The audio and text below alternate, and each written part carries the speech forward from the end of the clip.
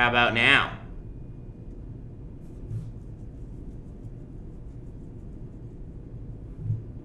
Should be working now. That's really weird. It turned off my mic.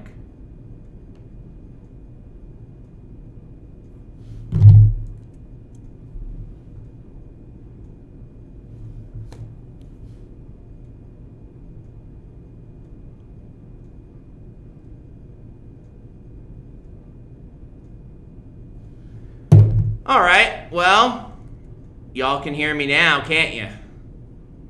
Well, that was embarrassing. All right, so let's start over again, shall we? Thank you. Thank you to Camilla and Mrs. Rosten for pointing all that out, that you guys didn't hear my big soapbox speech or anything like that. Man, that's embarrassing. Man, that's embarrassing. But thank you, Camilla. Thank you. Appreciate you. All right. Let's try this again, because I'm muted and nobody heard me, and I dislike OBS so much. I just don't like it anymore.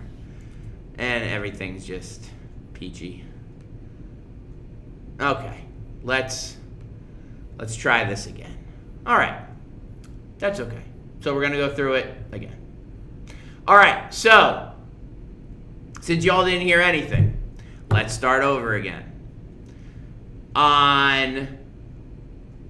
We started off week 21 by learning how to make a mummy.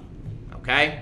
We learned how to make them. We learned the process of it. We learned how they did it.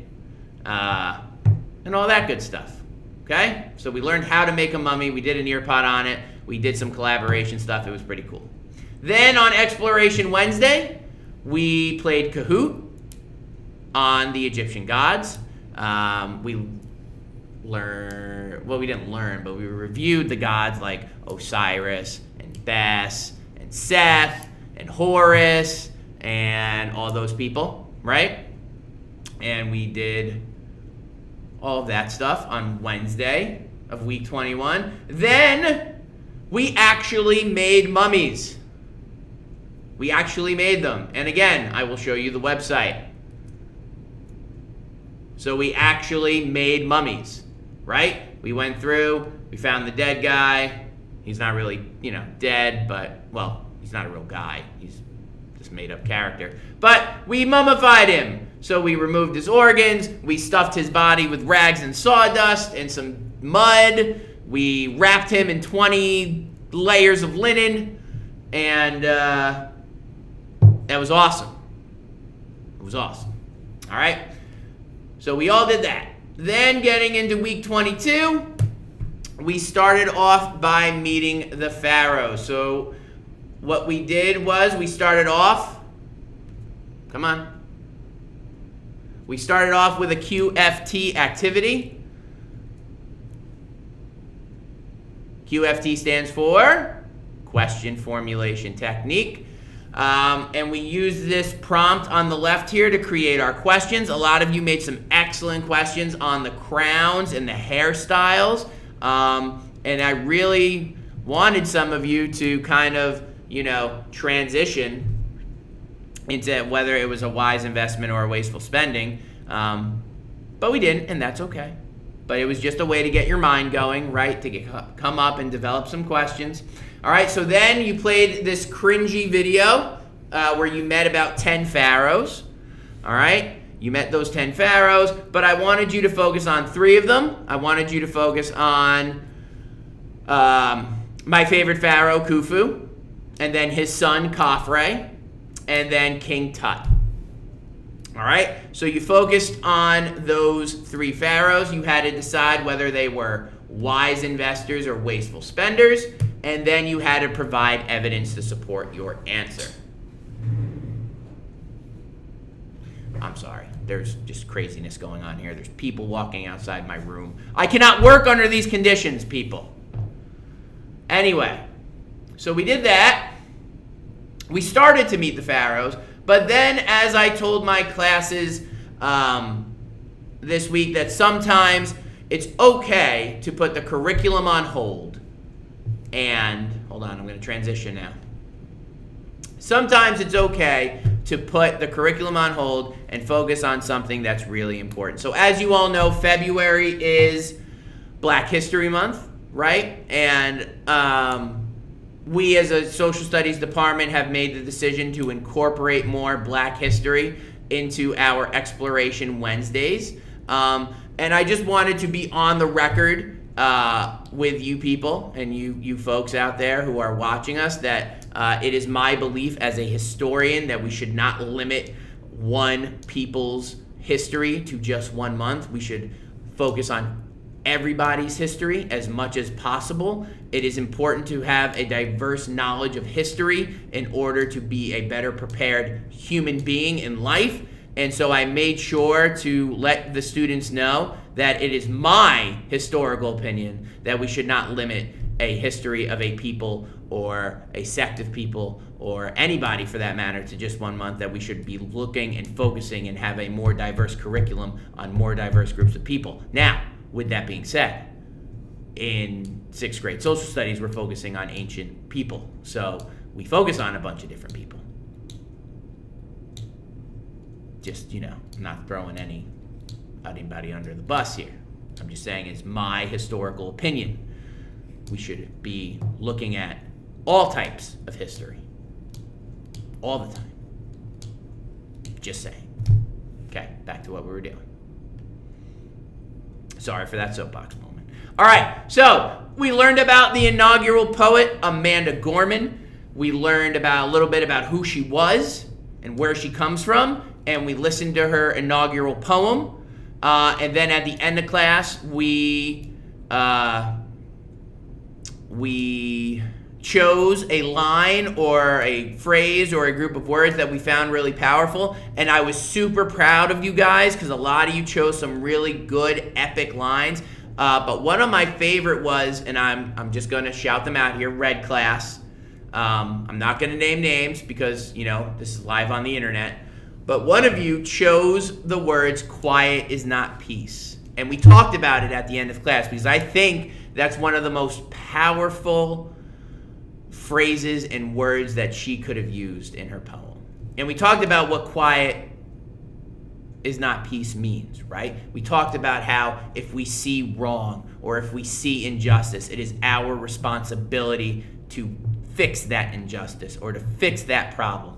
And we talked about how, yes, you are 11 and 12 and maybe some of you are 13 or some of you are still 10, and that's okay.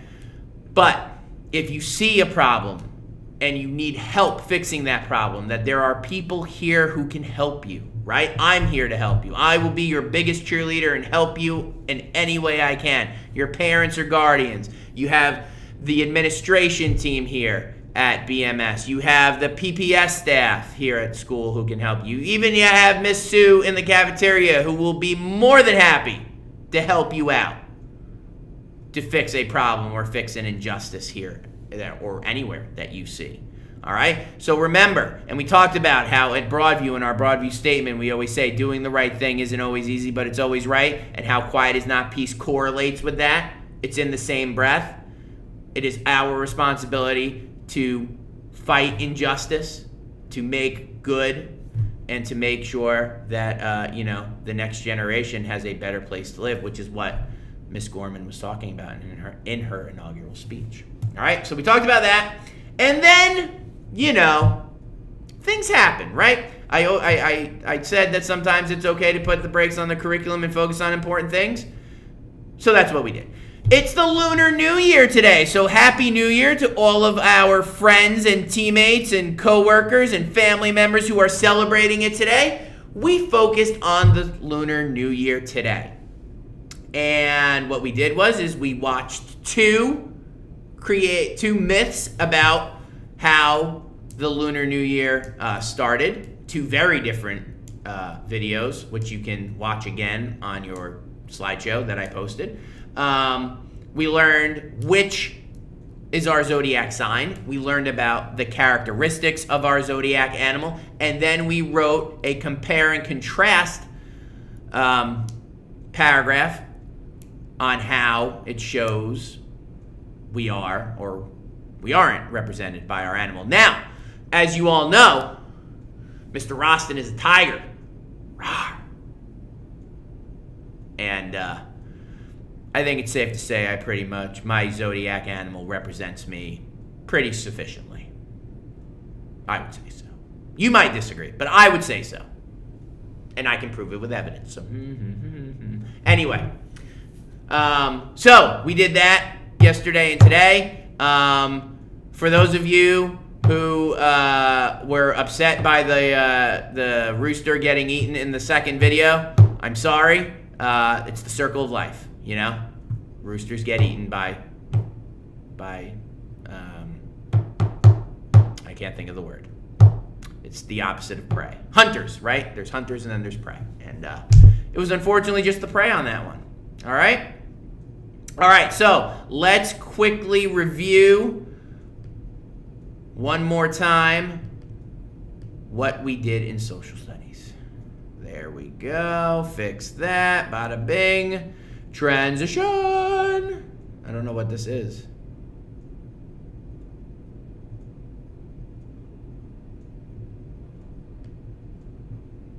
That's weird. All right. No, that is not what I wanted. That's what I wanted. Transition. There we go. All right, so first thing, we learned how to make a mummy. We learned the process. Then we played Kahoot. It was awesome. Some of you got some cool nicknames because of our Kahoot. Then we actually made mummies. Some of you said it was gross, but awesome. Right? We got the body. We put natron salt on it for 40 days and 40 nights. We cleaned it with some wine. We put the amulets on it. We wrapped it in 20 layers of linen. We put on the burial mask. We put him in the tomb. We made sure the Eye of Horus was painted on the sarcophagus. And we moved on. All right? We met the pharaohs. We met 3 specifically. We met Khufu, Khafre, and Tut. Now, some of you thought all 3 of them were wise investors. Y'all better have evidence to back that up come peel paragraph time. All right? And then we learned about Amanda Gorman, the inaugural poet. And we learned about the Lunar New Year and the Chinese zodiac animals. All right? Woo! We learned a lot, man. That's pretty crazy. All right, let's try this. Whoop. There I am. Hello. God, that's awesome. All right, I found a new trick with OBS. Anyway, ladies and gentlemen, that is what we learned in social studies the past 2 weeks. It has certainly been a process, learning about the mummies and learning about the pharaohs and learning about how sometimes it's important to, focus on the important things, and that's okay. All right, friends, next week we are going to hopefully finish up meeting the pharaohs and, that's the goal for next week. Finish the pharaohs because we need to write peel paragraphs and we need to move on to ancient China. So, I know that this week didn't go well for some of you. Some of you did complain about your not ability to come to school because of snow, and I hear you. I respect that. But you know what?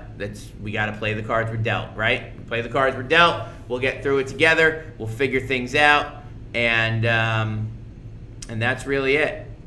That's really it. That's all I got for you this week. All right, friends. So take some time this weekend. Go home. Get some rest. Recharge those batteries, because on Monday and Tuesday and all of next week, Rosten is bringing it in social studies. Peace be with you and with you. Be kind to one another. Rosten is.